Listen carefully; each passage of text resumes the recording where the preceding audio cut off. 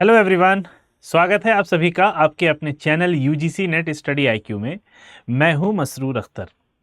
आज एक बहुत ही अतरंगा बहुत ही अलग सा विषय में लेके आया हूं। जैसा कि आप लोग जानते हैं कि एग्जामिनेशन के बाद एग्ज़ाम का एनालिसिस किया जाता है, मगर कई सालों के एग्ज़ाम देने के बाद और कई सालों के एग्ज़ाम के अनुभव के बाद आज मेरा मन हुआ कि आपको सेल्फ एनालिसिस की बात बताई जाए, जिसको हम कह सकते हैं हिंदी में स्व विश्लेषण, आत्मविश्लेषण, कि अपना विश्लेषण करना। तो बड़ा ये अजीब सी बात होगी कि हम अपना विश्लेषण कर रहे हैं एग्जामिनेशन देने के बाद। और आप भी ये सोच रहे होंगे कि सर आप अभी भी एग्ज़ाम देते हैं। तो हाँ जी, मैं एग्ज़ाम देता हूँ, कुछ इसलिए भी कि मैं ट्रेंड को जानूँ और कुछ इसलिए भी कि मेरी जो नॉलेज है उसमें और शार्पनेस आए और वो इन्हेंस हो, क्योंकि डे टू डे जो अप्रोच है, जो ट्रेंड है यूजीसी का, वो बदल रहा है। इसी क्रम में मैंने 22 तारीख की जो यूजीसी नेट एग्जामिनेशन है वो अटेंड की थी, उसमें अपीयर हुआ था और काफ़ी कुछ देखने को मिला उसमें। चूँकि आप जब एक बार किसी एग्ज़ाम को क्वालिफाई कर लेते हो तो ज़रूरत नहीं होती है कि दोबारा क्वालिफाई करने के लिए मेहनत की जाए। एक तरफ ये ख्याल आता है कि जो एग्ज़ाम हम क्वालिफाई कर चुके हैं अब उसको दोबारा, और ये भी है कि जब आप यूजीसी नेट एग्ज़ाम एक बार ही काफ़ी होता है, राइट। अगर आप जेआरएफ देना चाहते हैं तो अलग बात है कि आप दोबारा तिबारा पेपर दे रहे हैं, मगर आपका काम जब एक बार में हो गया है तो दोबारा पेपर देना आपके लिए एक तरीके से ये लगता होगा कि ठीक है चलो देख के आते हैं, और एक अलग एक्सपीरियंस होता है। आप एक एग्ज़ाम को क्वालिफाई कर लें और ज़रूरत नहीं है अब उसको दोबारा क्वालिफाई करने की, मगर आप फिर भी जाके वो एग्ज़ाम दे के आते हैं तो आपको एक बड़ा ही अलग सा, बड़ा ही अजीब सा एक्सपीरियंस होता है, जैसा कि मुझे होता है। मैं अक्सर ये एग्ज़ाम जब भी हुआ है दिया है मैंने ये एग्ज़ाम। हालांकि 19 जून 18 जून वाला एग्ज़ाम मैं नहीं दे पाया था, मगर ये एग्ज़ाम मैंने दिया था। तो वहाँ पे मैं आपको बताता हूँ कितना मज़ा आया, कैसे जो स्टूडेंट्स थे, जो एस्पिरेंट्स थे, उनके चेहरे की जो रंगत थी वो बयान कर रही थी कि कितना इम्पॉर्टेंट है उनके लिए ये एग्ज़ाम क्वालिफाई करना। शुरू जैसा कि होता है, मेरा सेकंड शिफ्ट में एग्ज़ाम था, 2:30 बजे गेट क्लोजिंग थी, तो मैं एज़ यूजुअल अपनी आदत के मुताबिक 5 से 7 मिनट पहले गेट पे पहुंचा और मेरे घुसने के बाद 2 ही 3 बच्चे और बचे रहे होंगे, वो उसके बाद गेट बंद हो गया।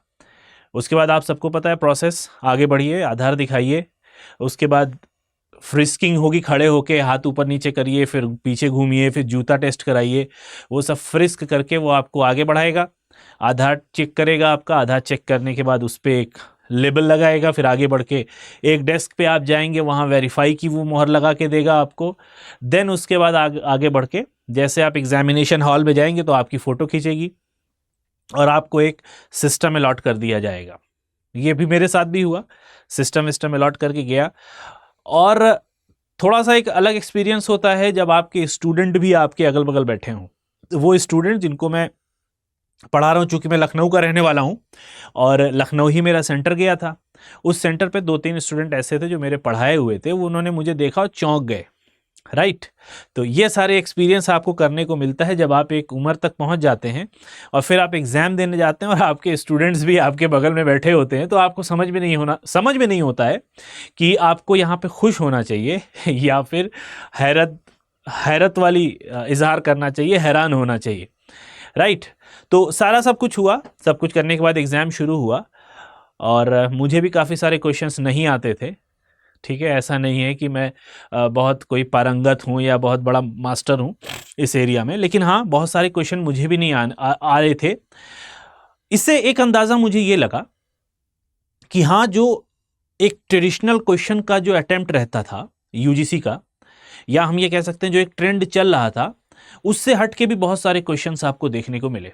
जैसे फॉर एग्जांपल अगर मैं बात करूं, हायर एजुकेशन सिस्टम का आप लोगों ने एग्ज़ाम दिया होगा, जो लोग 22 तारीख के एग्ज़ाम में अपीयर हुए रहे होंगे उन्होंने देखा होगा कि हायर एजुकेशन में कमीशंस बहुत ज़्यादा हैं, कई कमीशंस उसमें दी हुई हैं।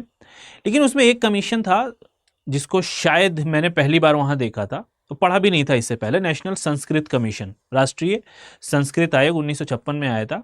सुनीति कुमार चटर्जी उसके अध्यक्ष थे, राइट। तो ये पहली बार मुझे एग्जाम में देखने को मिला। तो वहां से एक चीज ये क्लियर हुई कि मैंने स्टूडेंट्स को कभी इसके बारे में नहीं बताया था। ठीक है, उसके एग्जाम देने के बाद मैंने इस क्वेश्चन को कई बार स्टूडेंट्स के साथ डिस्कस भी किया है अपने यूट्यूब चैनल पे, पेड क्लासेस में भी मैंने स्टूडेंट्स को अपने ये बताया है, और शायद इस पे मैंने शॉर्ट्स भी रिकॉर्ड करी है। तो बहुत सारी चीज़ ऐसी होती है कि आप चाहते हुए भी आपको नहीं पता होता है कि ये भी चीज़ हो सकती है, राइट। कुछ क्वेश्चंस आपको मेरे जो पेपर 2 था, करिकुलम है, एजुकेशन है, एजुकेशन के करिकुलम से कई क्वेश्चंस आपको अलग तरीके के देखने को मिले। करिकुलम के कई क्वेश्चंस पूछे गए थे, उसी तरीके से लीडरशिप में भी। तो बहुत सारे ऐसे क्वेश्चंस थे जो नए देखने को मिले, जिसको हम कहते हैं आउट ऑफ द बॉक्स वाली जो बात थी, उस तरीके के क्वेश्चन हमको देखने को वहां पर मिले थे। और ये मेरे लिए भी एक बहुत ही आंख खोलने वाली बात थी कि भाई देखो, जो तुम पढ़ाते हो उसको और इन डेप्थ जाके थोड़ा सा और रिसर्च करके देखिए। इसके अलावा भी रिसर्चेस हम पूछ सकते हैं, इसके अलावा भी जो कमीशन से, जो कमेटी हैं आपकी शिक्षा से, आपके एजुकेशन से जुड़े, वो हम पूछ सकते हैं, राइट। तो ये सारी बातें थी। उसमें स्टूडेंट्स भी मेरे आसपास जो बैठे हुए थे, उनके चेहरे के असरात भी ऐसे थे, चेहरे के जो हाव भाव था वो भी लग रहा था कि हाँ, ये बहुत से स्टूडेंट थे जिनको देख के मुझे अपने दिनों की याद आ गई, जब मैं पहले अटेम्प्ट में बैठा था। और मैं उस अटेम्प्ट की भी मुझे याद आई जब पहला अटेम्प्ट मेरा क्वालिफाई हुआ था नेट का। बिल्कुल हैरान परेशान होता नहीं है, स्टूडेंट्स का टाइम चल रही है, टिकटिकी चल रही है, उसके बाद आपको पता चलता है कि अब टाइम बचा। मेरे बगल में एक स्टूडेंट बैठी हुई थी, तो अगर आपको पता हो कि जो सिस्टम अलॉट होता है, आप लोग बैठे ही होंगे, तो बहुत ज़्यादा स्पेस नहीं रहता। आप हल्की सी भी थोड़ा सा अगर ऐसे गर्दन कर लेंगे तो आप बाजू वाले का देख सकते हैं किस क्वेश्चन पे वो है और कितना टाइम उसके में बचा हुआ है। तो मेरे बगल में एक लड़की बैठी हुई थी, मैं देख रहा था कि ताज्जुब कर रहा था, क्योंकि मेरा तो ऐसा सच कुछ था नहीं कि मुझे क्वालिफाई करना है, हो गया तो हो गया, नहीं हुआ तो कोई बात नहीं। मुझे क्या था, एक एनालिसिस करना था अपना कि मैं कितना जानता हूं अभी, राइट। और दूसरा ये भी था कि मैं स्टूडेंट्स से जाके मिलूं, बहुत सारे स्टूडेंट्स से मैं वहां पे मिला भी। तो उस लड़की को मैं देख रहा था कि आधा घंटा बीता, 1 घंटा, सवा घंटे तक मैंने देखा कि वो पेपर 1 के क्वेश्चंस पे फंसी हुई थी, ठीक है। और उसके अभी 100 क्वेश्चंस पूरे के पूरे खड़े बाकी थे एजुकेशन के। पता नहीं कैसे उसने किया, मुझे नहीं पता, लेकिन मैं मुसलसल ये देख रहा था कि वो एक 9वें क्वेश्चन पे, आधा घंटा बीता तो 9वें क्वेश्चन पे थी, राइट। उसके बाद कुछ समय बीता, देखते देखते फिर अचानक से जब पेपर वाइंड अप होने वाला था, तो 5-10 मिनट पहले मैंने देखा कि उसने जो है 150 के 150 क्वेश्चन कर लिए थे। कैसे किए मुझे नहीं पता। तो ये सारी चीजें मुझे देखने को मिली वहां पे।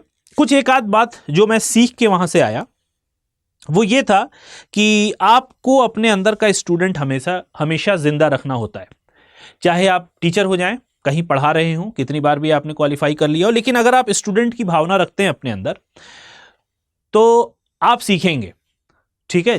जैसा कि स्वामी विवेकानंद का ये कोटेशन मुझे याद आता है कि जितना ही मुझे अपनी अज्ञानता का एहसास हुआ, मतलब जितना ही मैंने पढ़ा उतना ही मुझे अपनी अज्ञानता का एहसास हुआ। तो हम एज ए टीचर बहुत सारी चीज़ें हैं जो हम नहीं पढ़ पाते और जो हमको पढ़ना चाहिए।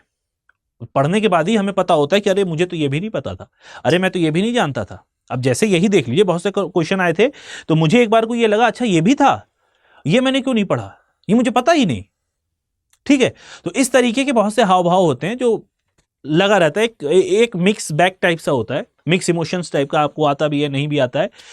तो एज अ टीचर हमें पढ़ते रहना चाहिए। बहुत सारे एजुकेशन के एरिया में या फिर जनरल नॉलेज के एरिया में या यूजीसी नेट के ही एरिया में देख लिए, इवोल्यूशन बहुत तेजी से हो रहा है। बहुत सारी बातें हैं जो आप पढ़ते हैं, लेकिन जनरल अवेयरनेस और करंट अफेयर्स से रिलेटेड वो क्वेश्चंस आपको आ जाते हैं और आपको पता नहीं होता है। बहुत सारी बातें जैसे नेशनल एजुकेशन पॉलिसी हम सब ने पढ़ी है, लेकिन उससे रिलेट करके एडल्ट एजुकेशन के लिए एनईपी 2020 में क्या बात कही गई है, ये शायद बहुत कम लोग होंगे जो इस पर गए। हाँ, पढ़ा जरूर होगा कि एडल्ट एजुकेशन को भी एम्फेसाइज किया गया और एडल्ट एजुकेशन के लिए बहुत सारे रिकमेंडेशन भी इस पॉलिसी में दिए, लेकिन जब क्वेश्चन आए ना, तो आपको पता चला कि अच्छा ये तो मुझे पता ही नहीं था, ये भी था इसमें। ऐसे मेरे साथ भी बहुत सारे इमोशंस हुए थ्रू आउट द टाइम। पूरे 3 घंटे की जो 180 मिनट था, उसमें बहुत सारी बातें ऐसी मुझे ध्यान में आई। और चूंकि इतनी बार मैंने पढ़ाया है और इतनी बार मैंने एग्जाम दिया है, तो मेरा जो तजुर्बा था, मेरा जो अनुभव है एग्जाम देने का, और उस एग्जाम देने के अलावा पढ़ने का और आपको पढ़ाने का, इन सब के बाद एक चीज़ जो मुझे सबसे सही लगी कि जितने भी क्वेश्चंस थे वो मुझे बहुत इजी लग रहे थे, क्योंकि थोड़ा सा माइंडसेट भी डेवलप हो जाता है। अब जैसे आप अभी इसी स्टेज पे हो और आपसे कहा जाए 8th क्लास या 9th क्लास से क्वेश्चन को सॉल्व कर ले तो आपको बहुत ईजी लगेगा। ठीक मेरे साथ भी वही केस हुआ कि चूंकि इतना बार मैंने पढ़ा है, पढ़ाया है, और कुछ अनुभव से भी बहुत सारे क्वेश्चन जो नए थे मेरे लिए, नहीं आ रहे थे, लेकिन मैं उनको लगा के चला, और उम्मीद है कि एनटीए भी वही लगाएगा जो मैं सोच के लगा के आया हूँ, वो क्वेश्चंस मेरे सही होंगे। राइट, तो अब देखते हैं रिजल्ट क्या आता है। एज ए स्टूडेंट मुझे क्या नेट में क्वालिफाई कर पाता हूँ या नहीं कर पाता हूँ, ये अभी क्वेश्चन मार्क है, रिजल्ट आने के बाद ही पता चलेगा। और उसके बाद वहाँ से बहुत सारे तजुर्बे लेके मैं आप तक आया, और जैसा कि आपको पता है 23 तारीख में मैंने जो एनालिसिस किया था तो उसमें मैंने आपको 28 क्वेश्चन, एग्जैक्टली 28 क्वेश्चन मैंने आपको बताए थे, जो मैं एग्जैक्टली वहां पे देखा था और वो मैंने आपके साथ आके डिस्कस कर लिया था। तो 28 क्वेश्चन वो थे, 5 डीआई के और 5 इसके आरसी के, रीडिंग कॉम्प्रिहेंशन के, ये 10 क्वेश्चन। तो 28 और 10 38 क्वेश्चन अगर सही सही आपने देख लिया होगा तो आप लमसम इतने क्वेश्चन आप सही करके चले आ सकते हो। ठीक है, तो ये सारा मेरा सेल्फ एनालिसिस था कि मैंने अपने आप को एनालाइज किया कि मैं कितने पानी में हूं, और अभी लगता है कि हाँ धार है अभी मेरे अंदर। ठीक, तो पढ़ने पढ़ाने से बहुत सारे तजुर्बे हुए हैं जिसका इस्तेमाल मैंने उस एग्जामिनेशन में किया था, हालांकि मैं पढ़ के नहीं गया था। और आपको पता है, मैंने पहले ही बता दिया कि इस तरीके का मेरा कोई मोटिव नहीं था कि मैं एग्जाम को क्वालिफाई करूं। चूंकि फॉर्म भरा था तो चला गया था ये भी देखने कि चलो एक नया तजुर्बा हो जाएगा। चूंकि दिसंबर का जो सिस्टम था उसका फ्लिप हुआ, दिसंबर के बाद फिर जून में हमने ऑफलाइन देखा, वो मैं दे नहीं पाया था दुर्भाग्यवश, और वो कैंसिल भी हो गया। तो मैं देखना चाह रहा था कि क्या टेंडेंसी रही है एनटीए की और यूजीसी की क्वेश्चंस को लेके, क्या अभी भी वही लेवल थे जिस लेवल का क्वेश्चंस वो पूछते थे। ठीक है, क्योंकि ऐसा होता नहीं है कि एक बार एग्जाम हुआ उसके बाद वाला एग्जाम कैंसिल हो गया और फिर जो री एग्जाम होता है वो थोड़ा टफ हो जाता है, मगर इस तरीके की कोई टफनेस, कोई मुश्किल मुझे नहीं लगा। मैंने उस दिन भी कहा था 23 तारीख में भी कि क्वेश्चन का जो ओवरऑल अगर मैं एवरेज निकालता हूं तो जो लेवल था एग्जामिनेशन का वो मॉडरेट मैं कह सकता हूं। ठीक है, इक्का दुक्का क्वेश्चन को अगर हम छोड़ दें, जो बिल्कुल सर के ऊपर से चले गए थे मेरे भी, तो उनको अगर हम छोड़ दें तो जो ओवरऑल लेवल था वो डिसेंट था, मॉडरेट था। अगर आपने पढ़ा है अच्छे से, एक बार अच्छे से आपने पढ़ाई की है और सोचा है, क्योंकि सोचने से बहुत सारे क्वेश्चंस हमारे सॉल्व हो जाते हैं। हम जब कुछ एक पॉइंट्स को इंटर रिलेट करते हैं तो हमारे बहुत सारे सवाल भी हल हो जाते हैं। राइट, तो ये थी एक छोटी सी पेशकश। बहुत दिन से मैं सोच रहा था कि आपसे अपना ये तजुर्बा शेयर करूं, और उम्मीद भी करता हूं कि आप लोगों ने एग्जाम दिया है तो आप एग्जाम में कामयाब भी होंगे। मेरे तजुर्बे से आपको ज़रूर कुछ सीखने को मिलेगा, और मैंने जो एनालिसिस किया था 23 तारीख को उसको भी आप लोग देख रहे होंगे, और लगातार हम रिवीजन भी कर रहे हैं, और उस रिवीजन के थ्रू हम ये देख रहे हैं कि किस तरीके से क्वेश्चंस आ रहे हैं, कौन से एरिया से कितने क्वेश्चन पूछे जा रहे हैं। तो ये छोटी सी पेशकश थी खास आप लोगों के लिए, आप लोगों को मोटिवेट करने के लिए, इंस्पायर करने के लिए कि मैंने जो महसूस किया एग्जामिनेशन सेंटर पे एज ए स्टूडेंट। मैं वहाँ पर फैकल्टी या टीचर की हैसियत से नहीं गया था, मैं एज ए स्टूडेंट गया था ये सोच के कि मुझे भी ये नेट का एग्जामिनेशन क्वालिफाई करना है। ऑल्दो मैंने 6-7 बार क्वालिफाई कर रखा है, मगर मज़ा आता है जब आप पढ़ते हो, पढ़ाते हो और उसके बाद एग्जाम देने जाओ तो बड़ा मज़ा आता है कि आपको ये भी क्वेश्चन आ रहा है, आपको ये क्वेश्चन भी आ रहा है, अरे ये क्वेश्चन भी मुझे आ रहा है, डीआई तो मैं ऐसे ही कर दूंगा। ठीक है, तो ये सारा मिला जुला बड़ा तजुर्बा मेरा रहा है, अच्छा भी रहा। कुछ क्वेश्चन मुझे नहीं भी आए थे, कुछ मैं अगल बगल के लोगों को भी देख रहा था किस तरीके से ये क्वेश्चन कर रहे हैं, जैसा फील होता है मैंने वो सोचा कि आपके साथ एक सेल्फ एनालिसिस की वीडियो बना के मैं वो शेयर करूं। बाकी मिलते हैं आप लोग को लाइव क्लासेस में रोज़, इसी उम्मीद, इसी आशा, इसी दुआ के साथ कि आप लोग अपने एग्जामिनेशन में कामयाब हों। आप जेआरएफ का दे रहे हैं तो जेआरएफ के लिए हों, आप नेट का दे रहे हैं तो नेट के लिए हों, दोनों ही के लिए आपको बहुत बहुत शुभकामनाएं। जुड़े रहें मेरे साथ, मैं हूं मसरूर अख्तर, मेरा साथ देने के लिए धन्यवाद। मिलते हैं नेक्स्ट क्लास में। Till then have a nice day and best of luck for your preparations.